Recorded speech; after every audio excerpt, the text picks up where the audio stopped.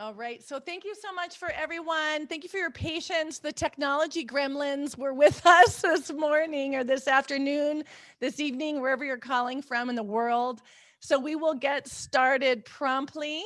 A warm welcome to everyone to our program today, Building Resilience with Third Culture Kids and the Parachute Kids. Danau, I'll let you take over from here.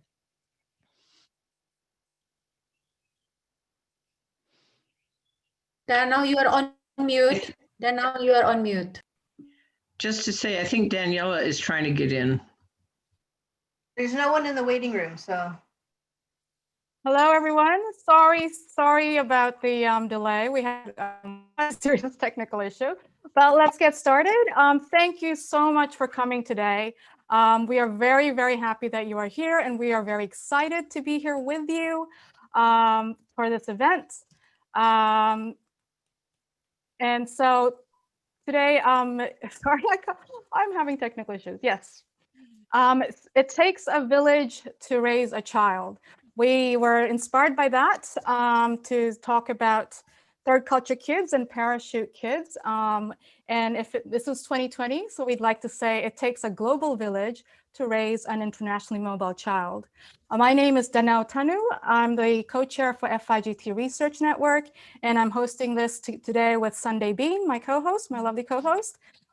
Thank you so much, everyone, for coming here. And so today we want to learn about, how to support children who are growing up. As they grow up, they're moving overseas or to other countries and so on and so forth. They go through transitions. So we want to learn how to support children who experience mobility while they're growing up, right? And today, I think in the audience, among everyone who's here, we have adult third culture kids, adult parachute kids, as well as educators, counselors, researchers, and so on. And I think we're all here because we share the same heart about wanting to support these children. And yes, to support these children. And so today what we want to do is that we can't do it just as counselors, we can't do it just as international school educators, but we need to all come together to create a support network. And so this is why today we've invited, we do an FIGT Research Network webinar, but today we invited the FIGT Counseling and Coaching affiliate to join us, to do it together, to bring together all these people in the same room. And for those who don't know, FIGT, or Families in Global Transition, is a conference that was co-founded by Ruth Van Raken about 20 plus years ago. She is the author of the Third Culture Kid book called Third Culture Kids Growing Up Among Worlds. And if you haven't read that, I would recommend that you read that. So when she started, Families in Global Transition started at her kitchen table, actually.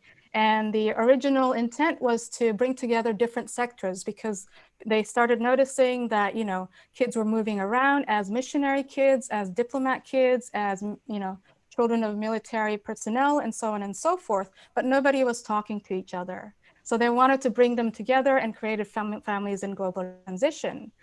But now it's 2020 and things are, this population is even more diverse. Children who grow up moving around is even more diverse than it was 20, 30 years ago. And so we want to bring this conversation and move it forward again. And this is why today we have Dr. Tim Stuart, who is an international educator with us, as well as Dr. Zhang Cho, who is a psychiatrist. And they both have different perspectives and we're bringing that together. So traditionally, we think of third culture kids as moving with their nuclear families, but the question is, they don't always do that. So what happens then? And how do you manage relationships when you're experiencing such mobility as a family and as a child when you're growing up? So we wanted to create that space today. And I want to, before we start, invite Dawn Bryan, the president of Families in Global Transition, to welcome you all and share a few words. Dawn? Thank you, Danau. On behalf of FIGT, I want to welcome all of you who are attending via Zoom or are joining us via live stream. Thank you and also for coming and being with us today. And I also want to say a warm thank you to the counseling and coaching affiliate, and the FIGT Research Network for organizing this amazing event, along with thanking today's speakers and Sundae and Danau as our hosts. So thank you all. We have a number of webinars like this and other online events that are happening, but I want to highlight one in particular and invite you all to join us for that event. And that is our annual conference that will be happening in March, from March 12th through 14th. And the topic and the theme of that conference is Embracing and Bridging Differences, which continues to be a very important topic for our world, but especially those who are moving across cultures or working across cultures on a regular basis. We will have a number of things happening at that event. We'll have pre-recorded content, live content in multiple time zones, small and large group interaction, networking, and of course, we'll be hearing from our presenters will be experts and professionals who will be speaking to us on a host of topics. So we would love to have you there in particular, but also want to thank you for being at this event today. And again, thanks to our speakers. We are grateful to learn from you today and to help us know how to equip and support people who are moving around the world and crossing cultures, which is what FIGT exists to do. So welcome to everyone. Thank you again for hosting this event to the Coaching and Counseling and FIGT Research Network. Thank you.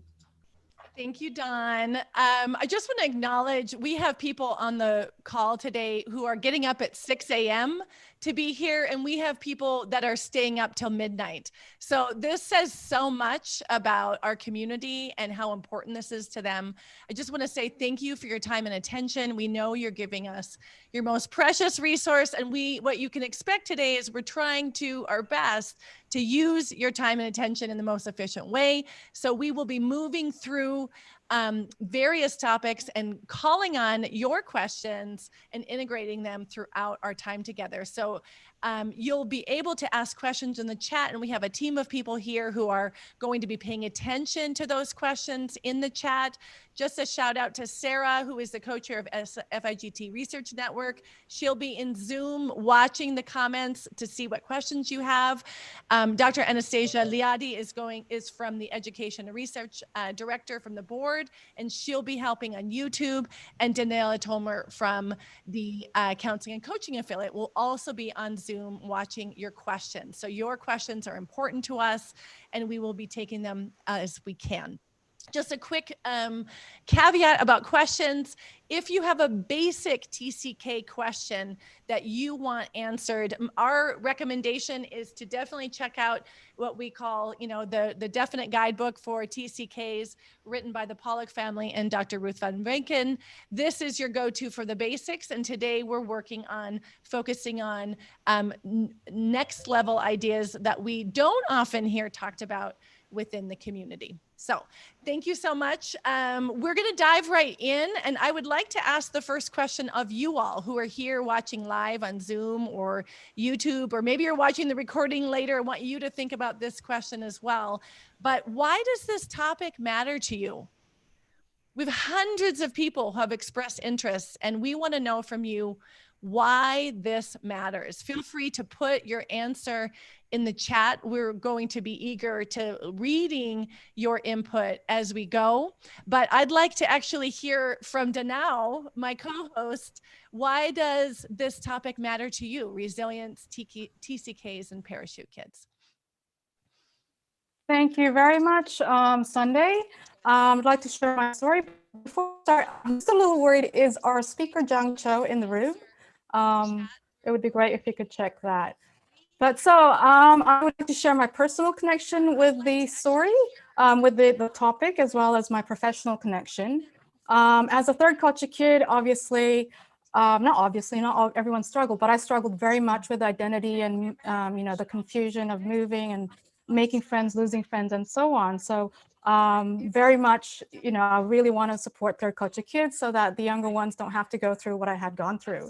And also, some years ago, I met Tim Stuart, and he was sharing with me at the time about his research, his PhD doctoral research about on a First Nation reservation. And he was talking about this thing about, you know, how important it is to have adults in their lives, for children to have adults in their lives to overcome adversity.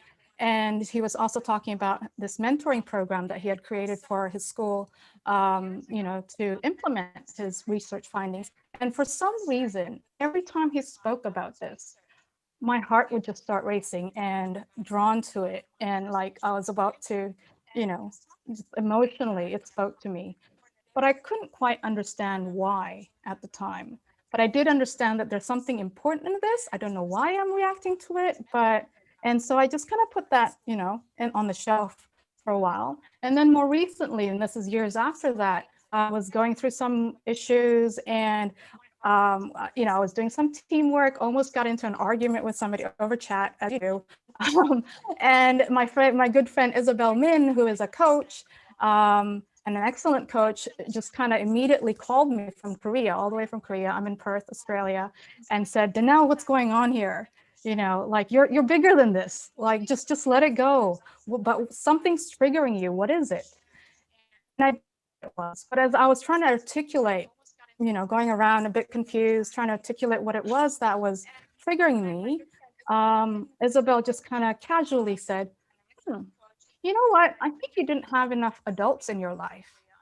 And I thought, not enough adults in my life. What in the world does that even mean?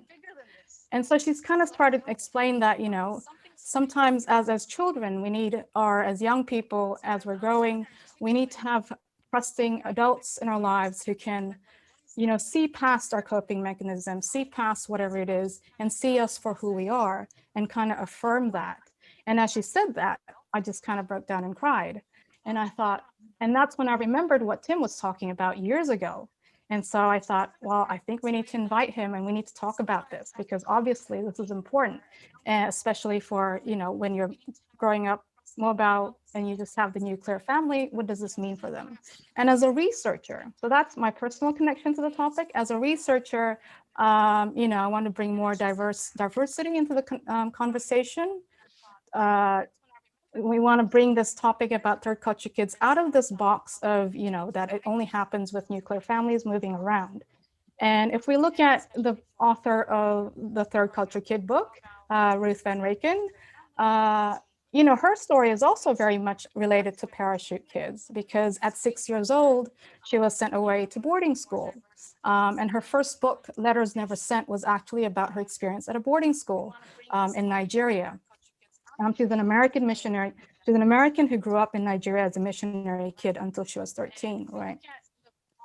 And then when she was 13, she repatriated to the US with her family. But at 14, her parents went back to Nigeria, and she was left in the US with her older sister to go to high school. And so this story is actually a part of the Third Culture Kid story of families being separated and so on. And we wanted to explore this a bit more.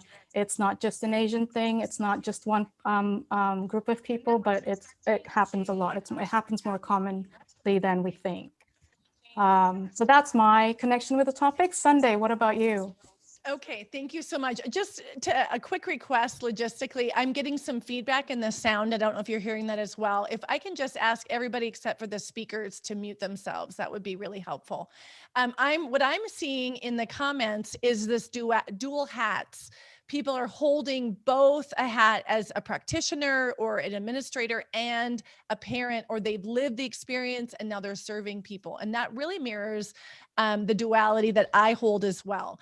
First and foremost, I serve the globally mobile community, and I take immense responsibility in serving people well. So I'm here because I didn't even know the term parachute kids before this event. That's something that Danau introduced me to, that I want to understand the experiences of the whole gamut of what we would call third culture or cross-cultural kids, not just the lens that I'm living with my family.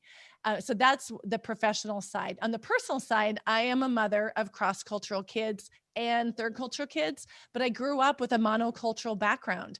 So that means I can easily project my ideas or experiences on my children who are having very different experiences in my own childhood. So I take both of those responsibilities very seriously. And that's honestly why I'm so motivated to be part of this as well. So thank you so much for everybody who's sharing. It's gorgeous to be reading the richness of your experiences. And that is really our goal today, to see how can we understand as parents, as counselors, as administrators, that we can really do our best for our kids. And I would love to I have the honor of introducing Dr. Tim Stuart, who I'm just meeting right now live. And so a pleasure to have you. I'm going to introduce you, Dr. Stuart, and I'm going to let you say a few words about yourself. But Dr. Stuart is the head of school at the International Community of Addis Ababa. He has over 25 years of serving schools in 5 countries, including Turkey, Switzerland, Indonesia, Singapore, and Ethiopia.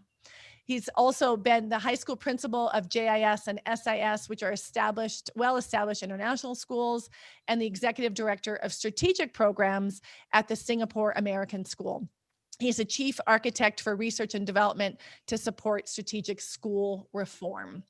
He has worked as an educator on a Navajo reservation in the United States and was a basis of his research. And we're going to learn more about that research later, which is fascinating. And his passion to support internationally mobile school children led Tim to co-author an amazing concept, Children at Promise, and another book, Raising Children at Promise, in addition to being a co-author to many other publications. So Dr. Stuart, thank you so much for being here today. We really want to know what led you to your work in the international education sector. And as we understand it, it has something to do with your own childhood. Wow, yes. Thank you, Sundae. And it is so good to be here and joining you from Addis. Danau, it's great to see you again. Thanks for your kind words as well. So many familiar faces, old friends. I see Claire Jensen here. I mean, that's like a flash from the past. And I don't know, Ruth, if you know our connection, but my father did his research as well on third culture kids, and you both presented in Ecuador together, I think in 1983 with Dave Pollock. And so that, you know, we go way back with a lot of rich history with many of you who are here today. So thank you for allowing me to share my story and my thoughts with you. Yeah, my parents moved to France when I was 4 years old. My father is Native American, my mom is a hippie. And they ended up moving to France when I was 4, in many regards, in many ways, to get away from North America and also to serve the community there. They did a lot of work with the Cambodian refugees in the 70s in France. And so that started shaping my story. By the time I was in 9th grade, I had been to 9 different schools. And then went to the United States for a year in 8th grade, learned English at that point since I had been in the French school system the entire time, and then moved to Germany to an international school there called the Black Forest Academy, which is actually where the first time that I actually heard the term third culture kid. Dave Pollock came to our school and did an assembly. I was a 9th grade student, and for the first time, I recognized that actually I was not alone as this American kid who barely spoke English, who was learning English as an EAL student, and trying to figure out who I was in this world. And to hear the term third culture kid, to actually make sense of my displacement and my crisis of identity, if you will, from a third culture perspective. The worst question, those of you who know third culture kids, the worst possible question, the most uncomfortable question that you can possibly receive is, where are you from? And we always just pause and say, I don't know. But my passport says I'm from Texas. And if that makes any sense. So yes, I became quite passionate about this concept of third culture kid, which led me to really dive into education. But because I was passionate about international education, international students, moved into international education quite quickly and has dedicated my career to international kids and international education. So it's an honor to be here with you all and look forward to this conversation. Thank you so much, Tim. Danau, I'm going to turn it over to you now for Dr. Cho. Hi, thank you so much, Sundae. We're having a bit of a technical issue, actually. Dr. Cho isn't in the room. There's someone in the room with a number calling in, so we could admit the person that's in the waiting room with a number. Yes, I think that's her. She's calling in with her phone. Okay, now I've admitted her. Okay, and Sarah, I think YouTube is on gallery view. So if you could switch to speaker view, that would be awesome. Okay, we're getting feedback. If you have another microphone going, just and check. So Dr. Cho, is she here now, or we'll take a checkpoint? There we go. We're waiting for our guest speaker to see if she's back online. This is Murphy's Law, isn't it? Okay, if Danau, I suggest that we can introduce Dr. Cho, and when she gets online, we've done that part, and then we can move on to defining some terms while we're still waiting for her.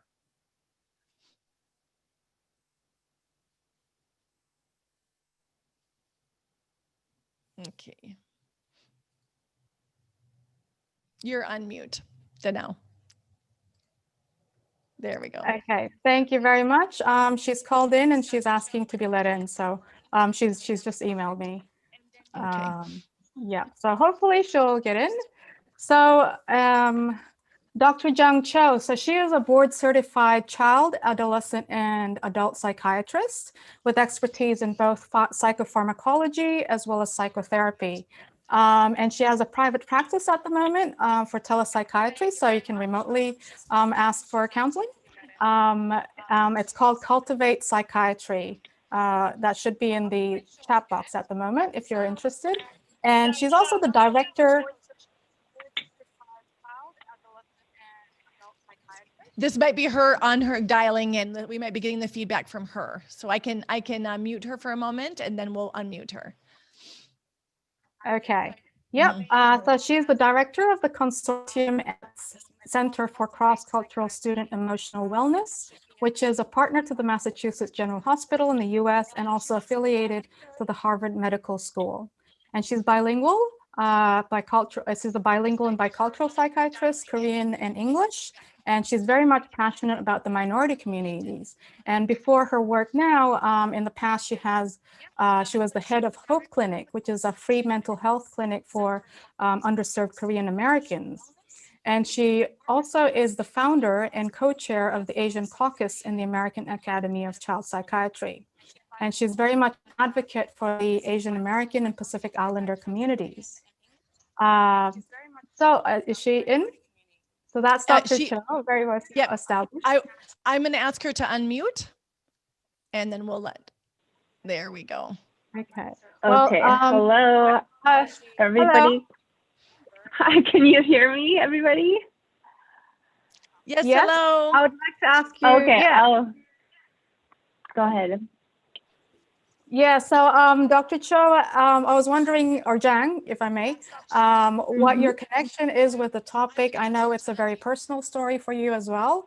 And also I'm a bit interested because you had a pre-psychiatry life, like what happened and why did you get into psychiatry?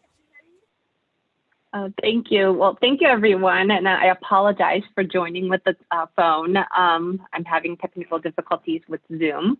But I'm very happy to be here to talk about my passion and why I'm here. So I'm a psychiatrist by profession. I treat children and adults. And like Dana said, the reason I got into psychiatry is very interesting. So I actually was born and raised in Korea, and I was dropped off. And I say I dropped off because I'm going to talk about the reason that I say that, but to a boarding school in America when I was 14 for high school. From then on, I went to medical college and the medical school thinking that I was going to be a surgeon. And indeed, I finished 2.5 years of surgery residency. After that, I actually took a break because my physical health wasn't doing very well. I was actually losing a lot of weight. It's a very difficult life as a surgical resident. So I ended up going back to Korea to my parents after almost 14 years away from them. And I had no interest in psychiatry as a medical student. But while I was taking my break, I ended up working with teens that were kind of like me, who train kids who were going to school in America. And I was teaching them SATs and other subjects because tutoring really pays well. But in that process, I found out that I really enjoyed working with them. And I also found that they found me very easy to talk about what was on their mind, like, you know, the struggles that they had as an international student, as a very young international student in a different country. And so that really prompted me to think about what I wanted to do with my life. And that's how I ended up going back to residency in psychiatry and training in child psychiatry. So since then, that was the kind of motivation and what drove me into working with both international students and Asian American population in the United States, especially with the mental health. I'm very glad to be here. I also am happy to be here because I went through an international school in Seoul before I transitioned to boarding school in America. So I feel like I've found my tribe here.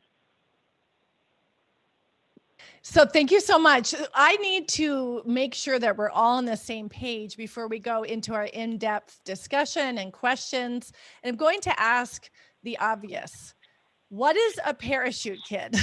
And next, after that, I'm going to come back to Dr. Stuart and ask about Children's at Promise. But Dr. Cho, while you're live with the microphone, can you help us understand why the term parachute kids?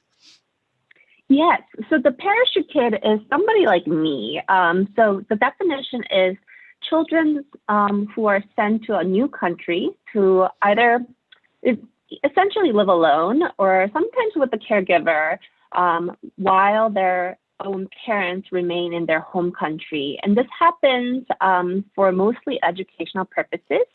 And that we call it the parachute kid. There are multiple different terms for this, but in America, I think the term the parachute kid stuck because if you can imagine, the parents and the child are in an airplane going, and the parents drop the kid with the parachute to this new country, whereas parents stay on the airplane and go right back to their home country. So that's how the term parachute kid came along. Now, the other terms include, well, I think in Korean, they use early study abroad. Also in Mandarin, sometimes these kids will be called little overseas students. And this is a very pertinent term now because the amount of the kids that are being sent outside of their home country have been paramount. So I think in Korea, I think it peaked around in 2006. And at the time, about 30,000 kids under 18 years old were abroad. And currently about 50,000 kids from China under 18 is estimated to be staying in America. So the term parachute kid got very much more popular in the recent years, especially with New York Times running a big article called Parachute Generation in 2017. I would be really curious to hear in the chat, for how many of you is this a brand new term that you hadn't heard before this event came up to play? So if you put new in the chat, and let us just see. Thankfully, I'm not alone. I see a few other people where this was new. And think about that compared to the immensity, the amount of children that this experience reflects. And we are practitioners, right? We are parents of kids, we are administrators, and look at how many people this was brand new for. So it's definitely something worth talking about. Thank you, Dr. Cho. Dr. Stuart, I would love for you to share briefly with us about what is behind this idea of children at promise. Yeah, thanks, Sundae. Well, obviously, it's a play on words. I think that's the first thing. We have come to embrace terms like children at risk as educators. And really, the start of this was I was working as a educator, a professor on the Lummi Reservation in Washington State, and I was doing some college advising. So I was working with Native American kids who were thinking about post-secondary education or post-secondary experiences. And they said, you know, Tim, you shouldn't really pay too much attention to us. You shouldn't actually put a lot of effort into us because we're actually at risk. And it was the first time, and I had used the term at risk for my entire career, but it was the first time that I had actually heard a kid talking about themselves as at risk. And really when you unpack that, it's about saying, I'm at risk of failure. I'm at risk of not making it. I'm at risk of, et cetera. And that just absolutely broke my heart. The fact that now kids were actually labeling themselves as at risk. And I decided that was kind of started my quest to figure out, you know, what actually were the factors that put a child at risk. And on the reservation, it was obviously, you know, it was alcoholism, it was poverty, it was, you know, abuse, it was, you name it, diabetes, obesity, it was all of those things that would put them at risk. And that kind of started my research, and it moved to, so what are the variables that actually contribute to a child's ability to overcome adversity? And in fact, that's where kind of that research started about the fact that adversity and actually relationship were essential for actually creating the character necessary to become contributors in our world. And that's really where the term at promise, children at promise came. So they are actually the same factors that contribute to a child's at-riskness, the adversity, the failure, the defeat, the challenges in their lives are actually the variables that actually contribute to character growth when experienced in combination with caring adult relationships. And so it actually, the term at promise connotates the fact that, or implies the fact that the risk variables that normally contribute to a child being at risk can actually be the variables that contribute to a child's success. And that's it's fascinating. The idea. That's so fascinating. Thank you. We're going to learn more as we dive in together during our time. I wanted to just, again, stating the obvious, we're talking about resilience, but we haven't yet defined resilience. And resilience as a coach is a particularly hot topic for me, because I have the idea that when people say resilience, they're really meaning endurance. And to endure, and endure leads to depletion, right? Like after a marathon or childbirth, you've got nothing left. And that is what we don't want for our kids, right? Resilience leads to rejuvenation so that you're able to restore what is lost or build what you need so that you can be a productive member of a community and happy and balanced. So that is from a coach perspective, the operating definition I use of resilience. I'm really curious to hear from our experts whether that is in alignment with how you see resilience or whether there's a stark difference. Go ahead, Dr. Stewart, and then Dr. Cho, if you want to chime in. Yeah, again, you know, I'm not a psychologist from that perspective or our coach, but I do believe that resilience, from my paradigm, resilience is not just, often resilience is associated with avoiding adversity. It's how do you create protective factors? And so if you look at resilience research, it'll often talk about protective factors, things that actually protect children from adversity. And in fact, my research would suggest that protecting a child from adversity is actually impossible. In fact, it's actually detrimental in many regards, because it actually does the opposite of actually creating resilience. It actually creates weakness. It actually creates the inability to cope with adversity when they are entirely sheltered. And we often see a generation now of children and adults, for that matter, who have been protected from adversity. And so I think for me, the issue is not whether or not we can protect from adversity, it's whether we can actually create environments that can use the adversity that children, third culture kids have been, use the fact that I had actually been to 9 different schools by the time I was in 9th grade, use that as an asset because there are people that are investing in my lives, that are believing that actually I can turn this deficit into an asset and actually grow resiliency as a result of the adversity that we experience, as opposed to avoiding it altogether. Wonderful. And Dr. Cho, your background is obviously in psychology. What would you like to add to this? So I totally agree. The things that I talk about with my families is that that you do have to show them that there are challenges. It's more about how to turn those challenges into positive outcome and what you can see from the silver linings. And so the way that you do that is to give them challenges that can be overcome from the very beginning and in a kind of a ladder steps, so that when you are faced with adversity that is so big, you don't feel you have that muscle already built in, and that you feel like, yes, it's going to be challenging, but I can do it. And I think this is very, very important in terms of parachute kids and third culture kids, because a lot of their experience as child moving around, you do build that muscle by little, even though kids might not notice it. And then once you're an adult, you have all these different skill sets that you can use to navigate your life. So Danau, I'm curious what you think about these definitions of resilience.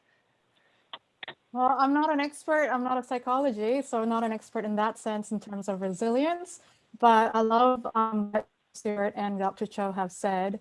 And I guess, yeah, for me, it's, it's not just coping, because if you're just coping, you're just kind of like bobbing above water, but you want to actually swim. That's sort of my view of resilience. But so now we want to go a little bit deeper to find out, learn more about this and what we can do to help children become resilient. I want to start with you, Dr. Stuart. Tim, can you tell us a little bit more about your research? Yeah, so my original research on the reservation in New Mexico was around, was looking at the variables that contributed to a child's ability to perceive the benefits of adversity. So that's a little bit of a mouthful, but really what it means is all children experience adversity, and there are some children who are able to who actually believe that adversity is going to actually contribute to their growth. And then there are some children who believe that adversity is going to actually diminish them or have them fail. And so there's a clear distinction with children who actually have a belief system that says, this is a really difficult time in my life. I've just experienced whatever adversity it is. And we're talking about ranging from being cut from the soccer team to having a parent pass away. So the full gamut of adversity. And there are certain kids who actually say, actually, yes, this is the hardest thing I've ever experienced. And yet I am going to become a better person as a result of it. I'm going to grow as a result of it. And then there are some kids who experience the adversity and they actually give up. And my research was actually looking at what were the variables that actually contributed to a child's ability to perceive the benefits of adversity. And so I looked at a range of variables, such as academic ability, so whether they were good students or weaker students, gender, male, female, poverty, whether they had means or not, whether they, a whole host of different variables. And ultimately, there were two variables. Then I did a regression analysis. I looked at what were the variables that actually statistically were positively correlated with their ability to perceive the benefits of adversity. And interestingly enough, out of all of the variables, which was about 13 that I looked at, there were only two that were positively statistically correlated with a child's ability to perceive the benefits of adversity. And those were whether or not they had a faith of some type, whether or not they had a belief system. And it didn't matter what belief system it was, whether it was a traditional Native American belief, whether it was Christian or whether it was Muslim, that really didn't matter. It was that they actually had a belief that they were a part of something bigger than themselves. That contributed to this. And the other one, which was actually the most significant, is whether or not they actually had a caring adult relationship in their lives. They actually believed that somebody cared about them. And it didn't matter who that person was. It could be a grandmother, it could be a coach, it could be a youth pastor, and it could be their priest.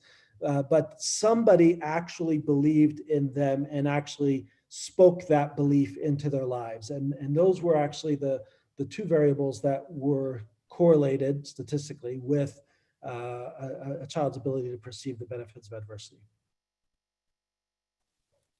Thanks so much, Tim. And also, you know, today is drawn to this event because of their interest in mobility, particularly international mobility. But your research was on a Native American, First Nation American reservation. What is it like? What do you think is important for this audience in terms of applying it to children who, you know, grow up moving around like yourself? Yeah, that's a great question, you know, and as many of you who are global citizens and international citizens who travel around, who work with children around the world, you realize more and more that children are children, kids are kids, and all kids, regardless of their nationality, regardless of their gender, regardless of their mother tongue, all kids need to be loved. All kids need to be challenged. All kids need guidance. All kids need to dream and to have hope. You know, there's so many similarities. You know, kids are kids, and that is one thing that because of my whole world had been in the international world, and obviously because of my heritage, I wanted to dig into and really explore the Native American reservation and Native American kids to see.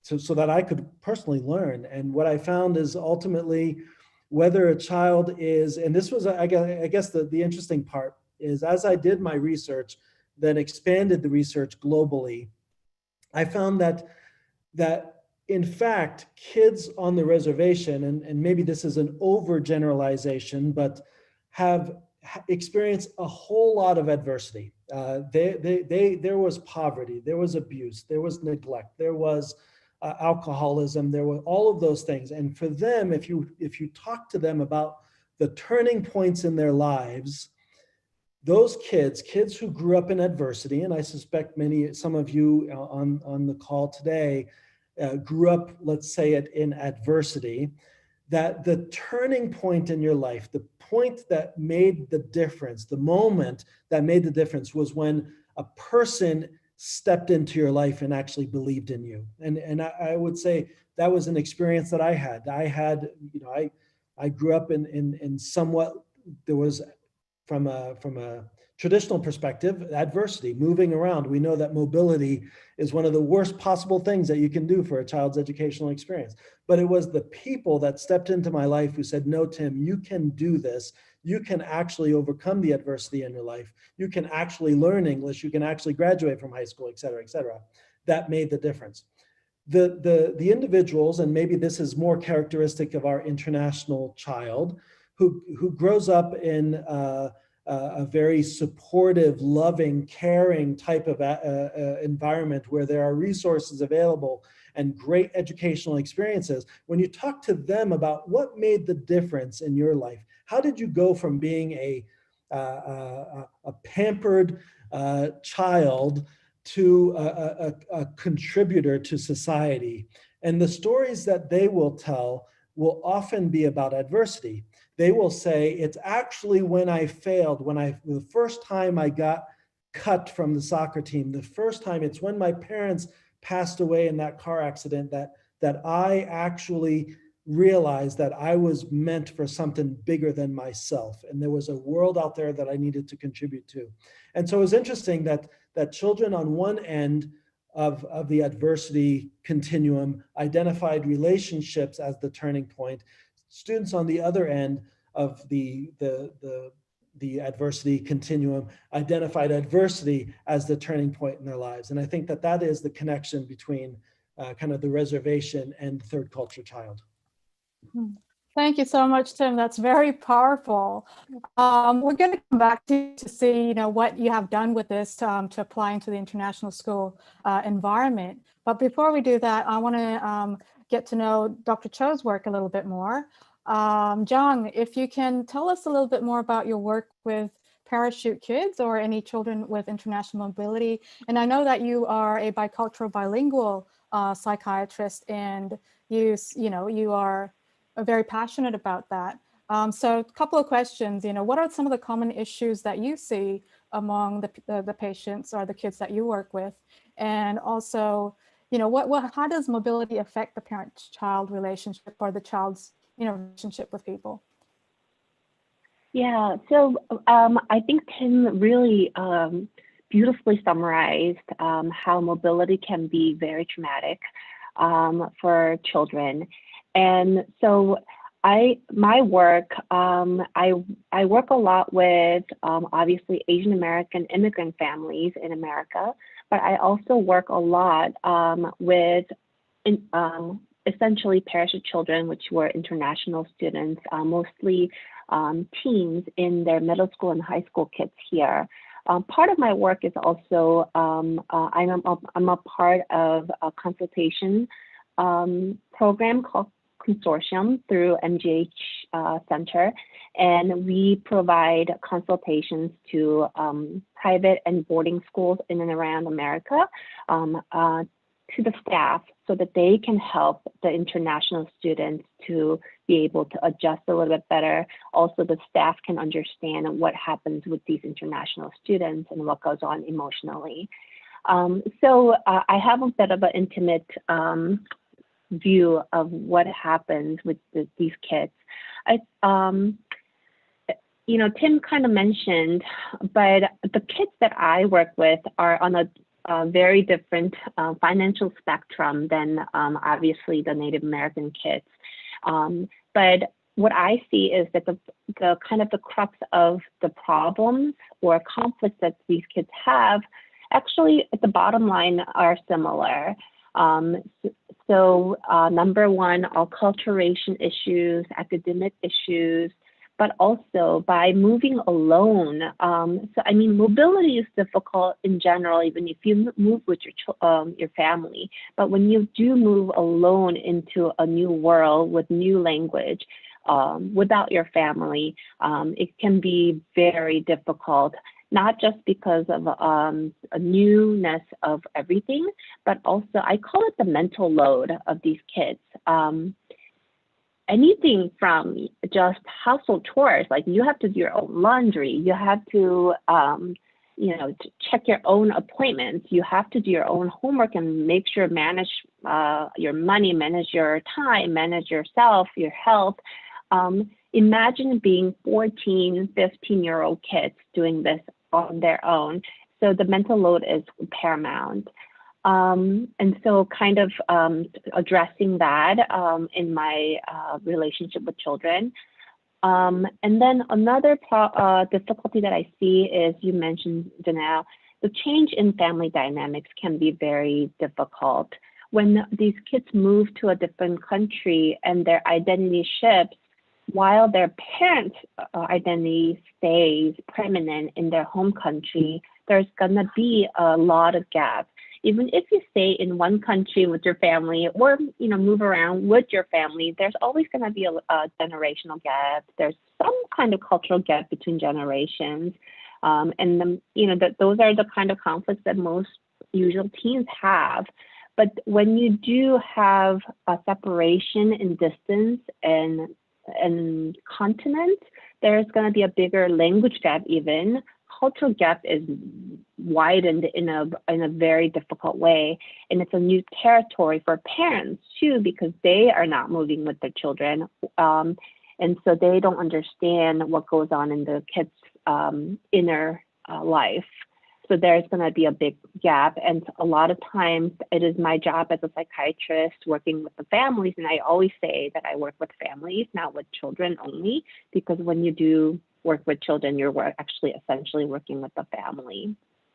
I try to be the medium to connect the gap so that the parents can understand the children better and the children can understand the parents a little bit better. Lastly, another common issue that happens with I'm sure with the third culture kids, but with parachute kids is the identity issue. So even because these kids move in their formative years, their identity will shift essentially, and basically you're having one foot in one culture and the other in the other foot in the other culture, and how do you mix them in a way that makes sense to each individual? That's very difficult. I always talk about how identity can be fluid. And I think this goes for most third culture kids and parachute kids, that identity is not permanent, and it is fluid throughout your life, and you have to work at defining who you are. And sometimes this can be a very lonely journey because there aren't that many people in the world that their identity changes throughout their lives. And finding their tribe of people will be very, very important. One of the quotes that I read recently really made me think about this as well. So this quote is from Sharon Choi. She is known to the public as a translator for director Bong, who was the director of the movie Parasite.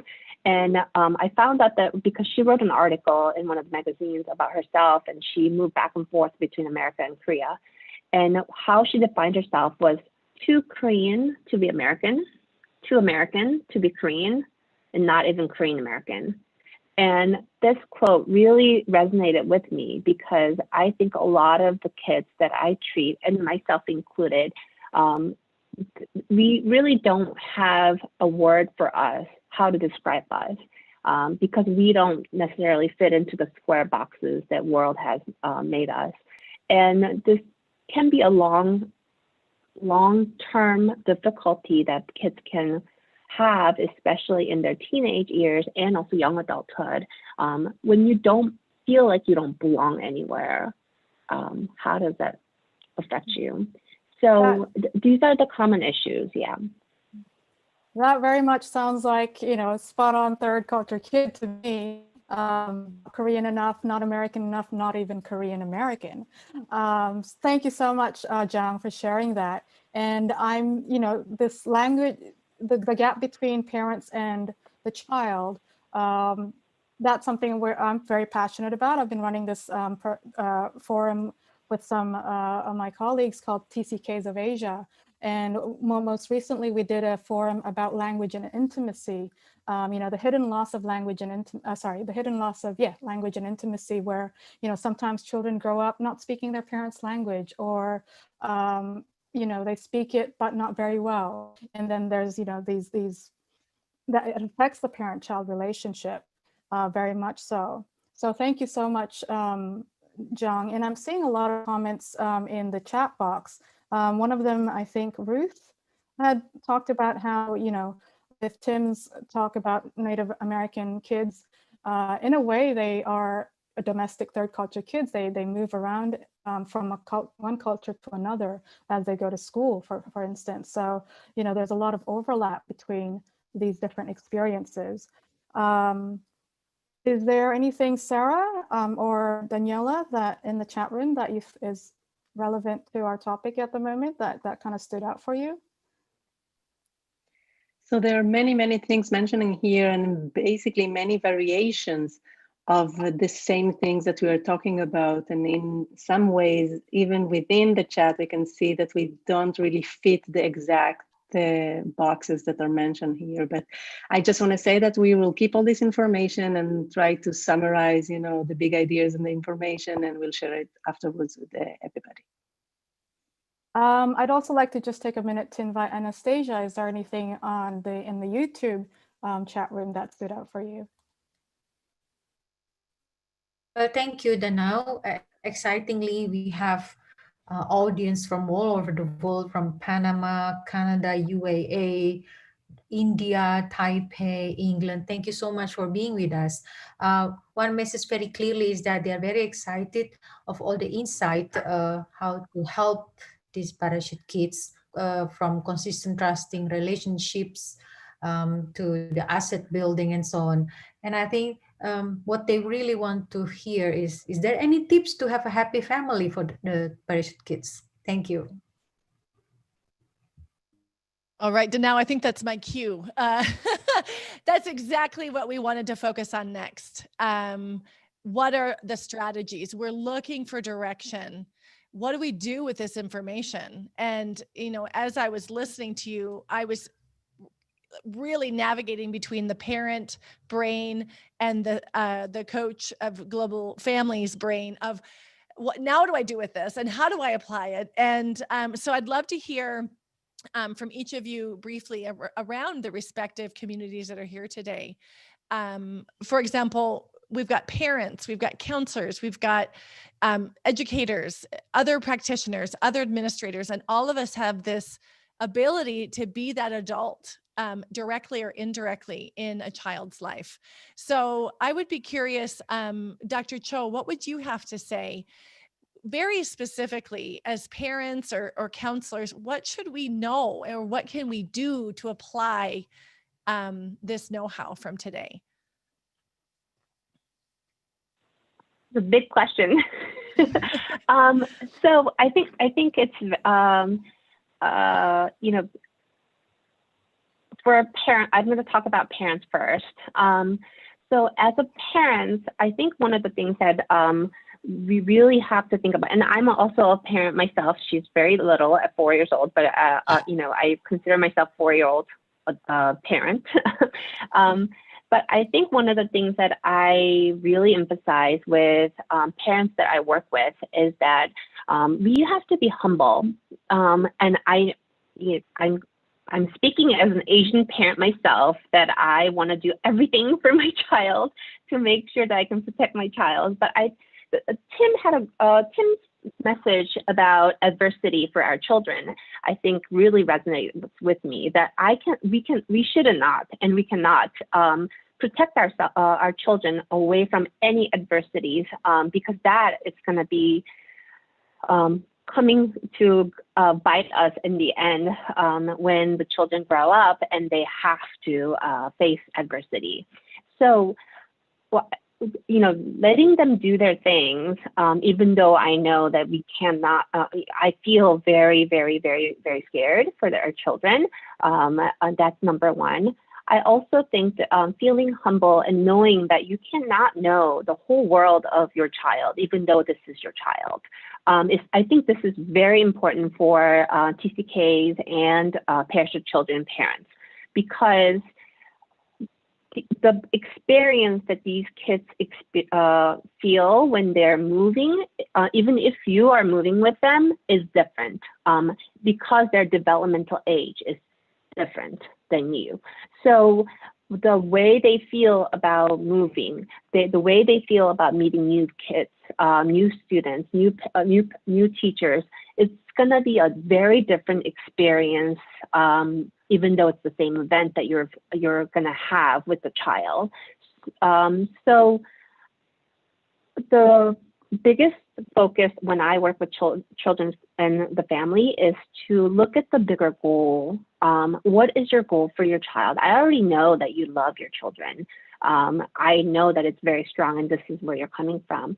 But let's not focus on little bits, but we can focus on bigger goal. And when I talk about what your goal is with parents, at the end, everyone says the same thing.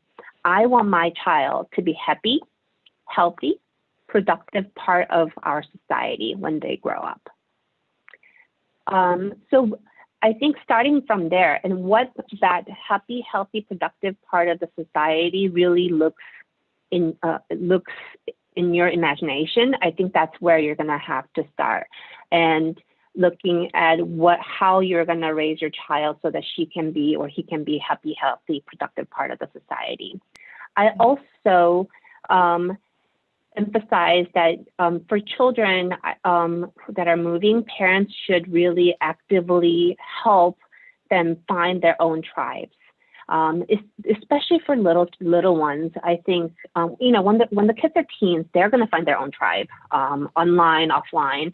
But when the kids are elementary schools or even younger, I know moving to a new environment is very scary for adults, and it's very difficult to reach out to other people. But you have to be proactive so that your children can have more network. And I think and finding people that are like them, that's the number one thing that I would emphasize. That's wonderful. We've spoken about what we can do as parents to support our kids, and that also, I'm assuming, translate as counselors or supporters of global families, how you can work with the adults. But I'm curious about the actual children, the ones who are experiencing it. How do you support kids in building the relationship with their parents when they're feeling those gaps, or when they're feeling that they need to do more to build the relationship? Well, so I think when I talk about with children, I talk about what I start with. Well, what do you think? Well, I already know your parents love you. So what do you think shows that your parents love you? Right?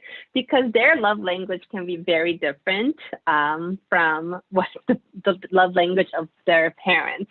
So we talk about how the child perceives love and how the parents might be expressing the love to them, and so that the children recognizing that language might be different, and that maybe my parents asking me to eat dinner all the time is an expression of love.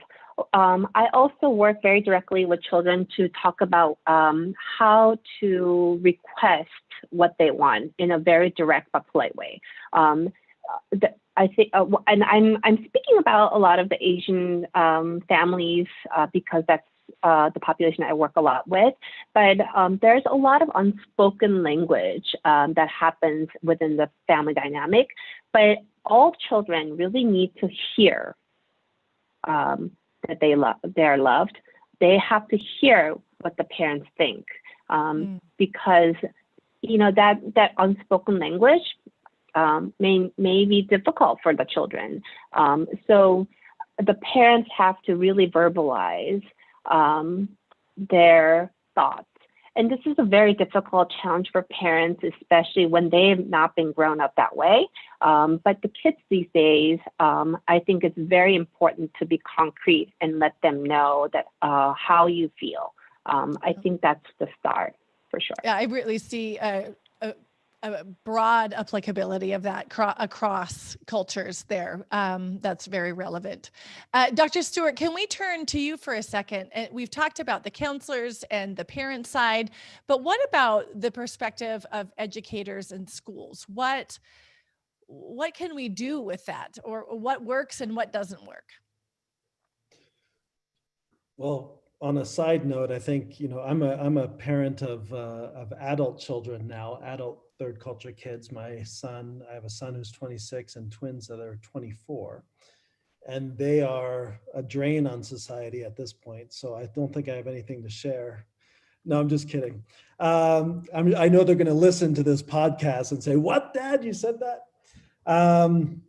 Yeah, I think for me, the most important thing as a school is that we have to have an ethos that actually believes that the investment that we are making in kids and that can actually, so as adults, as educators, the investment that we as educators are making in kids will actually make the difference between a child being successful and a child not being successful. These children who transition from school to school to school, these children who are these parachute kids, who are these, what people would consider at-risk children, that we actually can make a difference. And the difference is stepping into their lives as opposed to retreating. And I think the first thing that schools can do is to create policies that actually allow people and the school to step in to the adversity of a child as opposed to pushing a child away or stepping back. I know that a lot of organizations will say,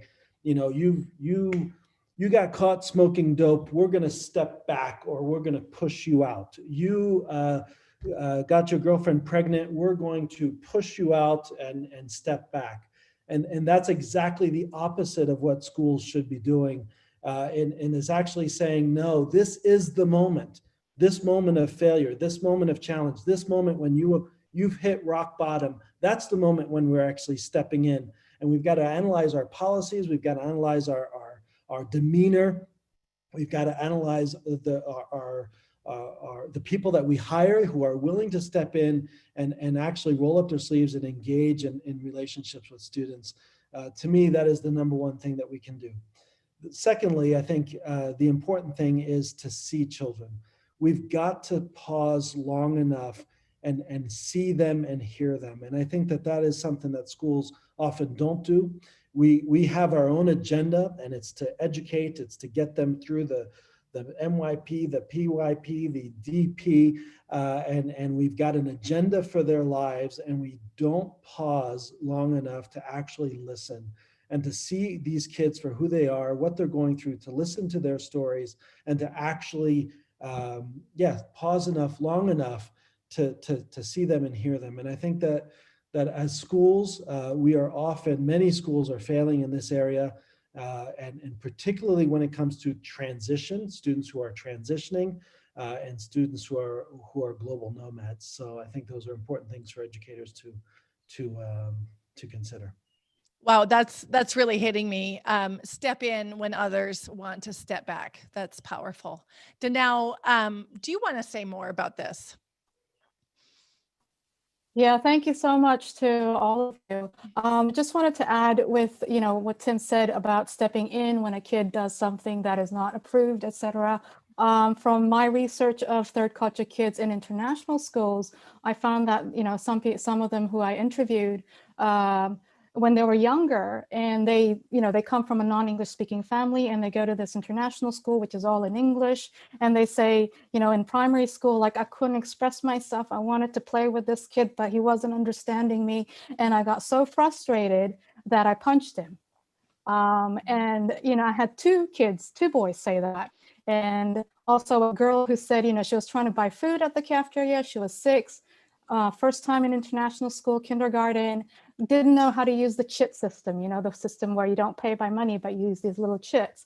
And so she was trying to ask this teacher for, instruction, and teacher couldn't understand her. So just started lecturing her, and she couldn't understand anything. And she said the 2 words that she could think of that was suitable for that situation, which was shut up. Like she just yelled out, shut up, and got into trouble. Right. So, yeah, I thank you so much, Tim, for saying that, that we need to step in when kids misbehave and so on. And then another thing is, I noticed in the chat room, somebody was saying, what about this gaslighting concept where, you know, you're moving around and the parents always say, you know, look on the positive side, you'll make new friends in the new place, you know, even though you're losing some now. And I've heard of this a lot, but it's the first time I've heard it referred to as gaslighting, which is a very interesting one, and I think something that we can learn from. And also another one is choice. I hear a lot about how in third culture kid literature, how choice, making the children feel like they have a say in moving is important. And I've seen that also in the parachute kids literature about choice. And so I just wanted to throw that out there. And yeah, you know, involving children in the decision making. Back to you, Sundae. I think it goes to this idea of what are the things that we're just not talking about, right? That we need to talk about more, and teaching, for example, educators to read a situation, not through their own lens, but through the potential of maybe that child is completely maxed out. Oh, how else could I approach that? Which is a huge competency, right? It's a huge intercultural competency. I know I'm in a binational marriage. It takes me a while to take a deep breath and step back and say, what's going on here, right? Like, this is a huge competency we're asking of our educators, of ourselves. So I think that's something that's important to acknowledge.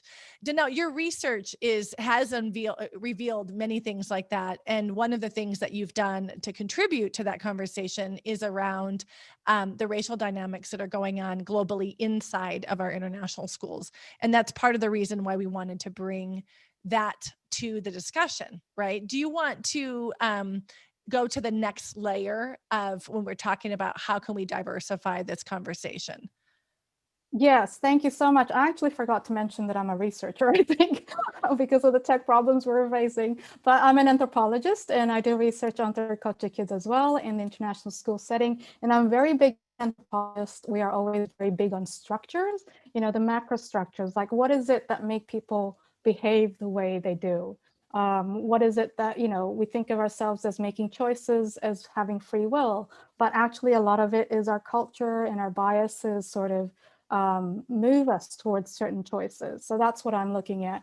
And, you know, we want to go into the question and answer session, but there was a question that somebody submitted before as they were registering, saying, you know, what can parents of young Black families do to support and affirm their children's identities, right? And I just wanted to give some context to that question. I think it's an important question. I think they are asking this because in the international school system, you know, there are very few Black expats, and there are very few Black children in international schools. And even in Africa, when you do have a lot of children who are, you know, Black, but the teachers often, the ones in authority at the schools, are not, even though it's Africa, a lot of them are not Black, majority are not Black. And so that's sort of the context, I think, that this person is asking this question.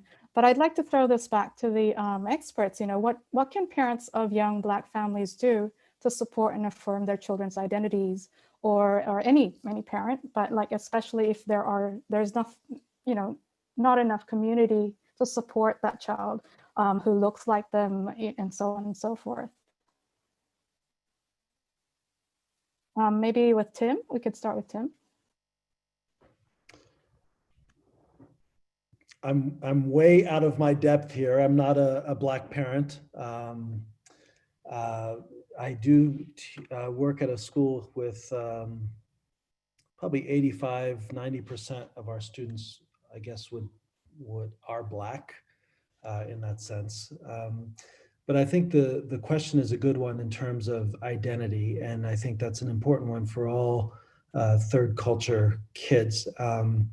I would say first and foremost, there is a belief amongst international people that somehow they need to, and international children pick up on this, is that somehow they need to diminish their own identity in order to celebrate and respect the identity of others. And I think that that's a false paradigm that we somehow have created, that somehow international mindedness or global citizenship is about not actually celebrating who you are and your identity and your culture. And I think that that's something that international schools and international families need to really look at. And I see this a lot with international families, particularly from international families who are from Africa or even Asia, where there's kind of an attempt to actually diminish your Africanness or diminish your Asianness in order to blend in to the international school community. And that's nuanced also with even accents. There is an acceptable accent within the international school community, and then there are accents that are unacceptable. That's maybe a little bit harsh, but it is kind of this this culture. We can create in international schools a culture of conformity, which is actually, in my mind, the opposite of international mindedness and global citizenship. We have to create an environment, in our families, of the celebration of who we are. That means our identity, it means everything, whether it's our religion, our identity, our culture, our language, and then so that we can actually celebrate and embrace the beautiful diversity, that is represented in our schools and in our communities. And I think that's to me something that's super important and something that's often under spoken. Thanks so much, Tim. I was wondering if Dr. Cho, if you have any thoughts, and I'll pass it back to Sundae about what parents can do. So I think I resonate with Tim. I want to add two things. One, tips for parents, and then maybe about school. So in terms of little children, what parents can do, I think it's in the same line as what Tim was saying. What kids see is what they learn. So having the peers and community is very important, especially for little children, but also modeling by parents is going to be the most important thing. So no matter where you are, right? If your parents embrace their own identity and be proud of it and show them and model them, that's going to be the key to the little ones like preschoolers and kindergartners and elementary school kids. That would be the most important piece that the parents can impart to their children. And also having the conversation about the race, about what is happening in the world and what is happening in your own community. Having that conversation very early on is going to be very important.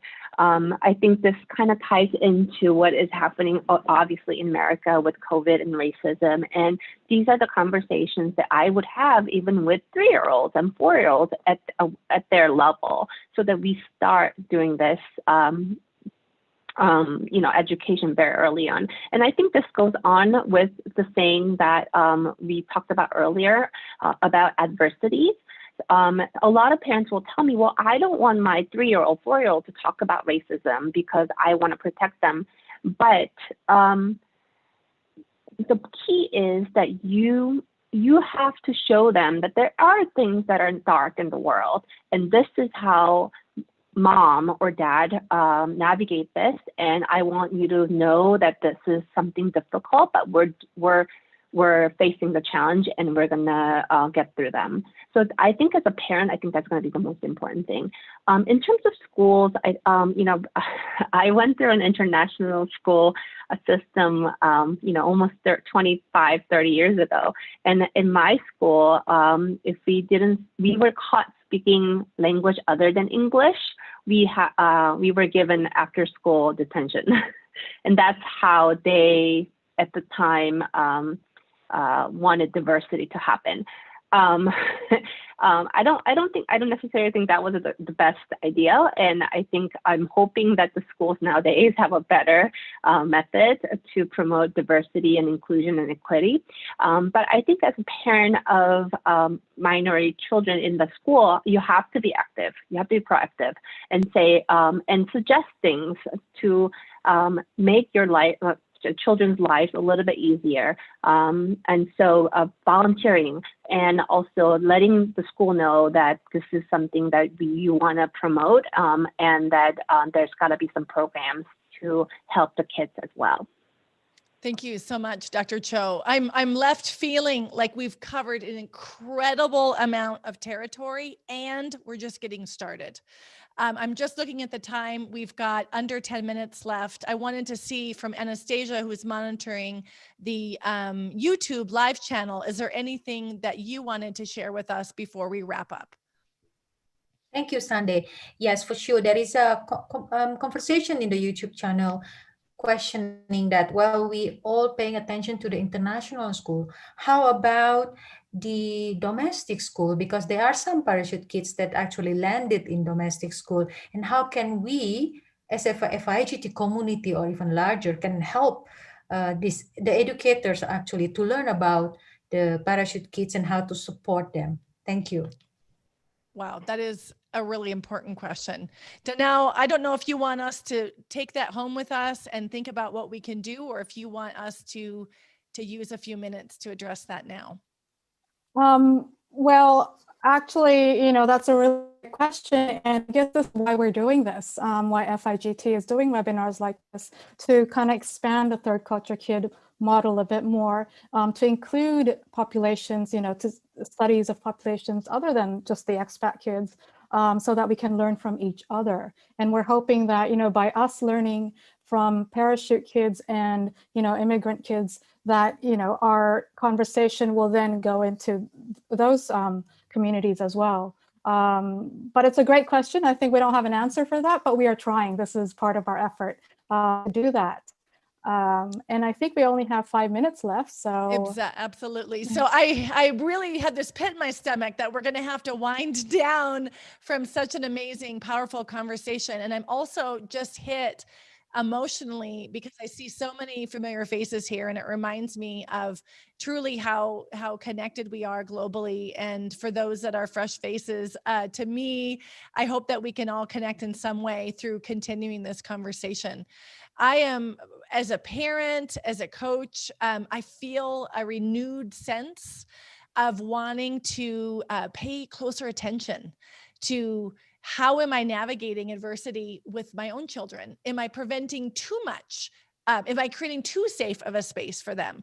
I'm asking myself as a coach, you know, how am I supporting parents who have third culture kids and their resilience? Am I transferring that cushioning onto my own clients, right? And I'm wondering, you know, as someone who engages with the global mobility, how can I get the word out further around parachute kids so that this is validating? I know there are people on this call today who now know that they were a parachute kid and they didn't even know that before they hopped on the call, and are confronting that new identity.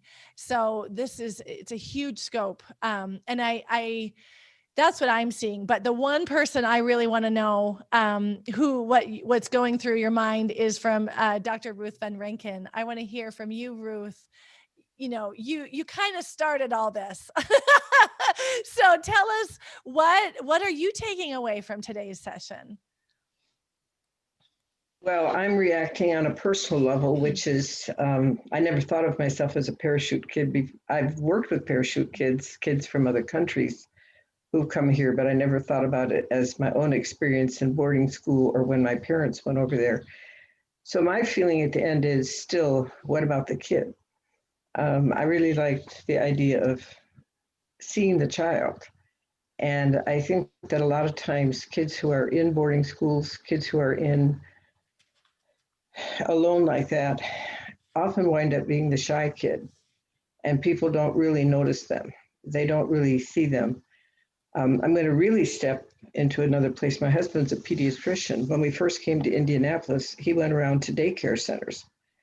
And the nurse that he was going with said, I know who's been here more than 3 months or not when I walk in the room. And he said, why? And he said, those kids don't look up anymore. The new kids still look up when the door opens because they hope it's their parents. But after a while, they realize their parents aren't coming anymore. And so you have the bully in the class, you have the teacher's pet, and then the rest of the kids kind of sit there and do their work quietly and they're the good kids. And I thought then, and I'm thinking now, how invisible are these kids? I was in one school where there were a lot of Chinese kids who were parachute kids. That was my first time. And I think what you're saying about how do we help the domestic people, these educators really had no concept. They were mad at them. That was what I felt. They were a trouble. They had messed up their school because they had this cultural dissonance. And so I think this is a super huge topic. I'm personally thrilled that all of you are expanding this topic because the world is changing and it's becoming so normal that people are growing up in many cultural ways. So I'm thrilled. I thank the presenters. I thank you, chair people from the committees. And my heart is joyful that the conversation has increased. And I agree with you, Sundae, that it's only just begun. So let's keep going. Thank you so much. Yeah, shall we go? Thank you so much, everyone. We're coming to a close. We've got a minute, but so to keep this conversation growing, this is why we're holding the conference, and the conference that's coming up on 12th of March to 14th of March next year. It's going to be a virtual conference, so I hope it should make it easier for a lot of us to attend, and hopefully we can grow this conversation from there. So we would, really invite you guys to come. And I think you'll see the link to the conference in the chat room. Yes, and also links to the speakers' bios, where to get the books, etc., and so on and so forth. Sundae, are we missing anything before? I think we just got to wrap up and say thank you. So really, thank you so much for being here. I want to thank the Research Network for collaborating with the Counseling and Coaching affiliate. It's been wonderful. And we're going to leave you with a Chinese proverb that has... Sorry, go ahead, Danau. Before you go on, so we want to thank the moderators in the chat rooms and also the communications teams from FIGT, Judy and Sarah and Emma and Dawn, Jody, everyone. Thank you so much. And thank you especially to the audience for being here and for the speakers as well. Go on, Sundae. Absolutely. So we'll leave you with, it is a Chinese proverb, but we're looking at a quote from Jodi Picoult she's an American novelist. She says, "The human capacity for burden is like bamboo, far more flexible than you'd ever believe at first." So definitely summarizing the hope that we feel for our children seeking adversity. So thank you everyone for being here with us today.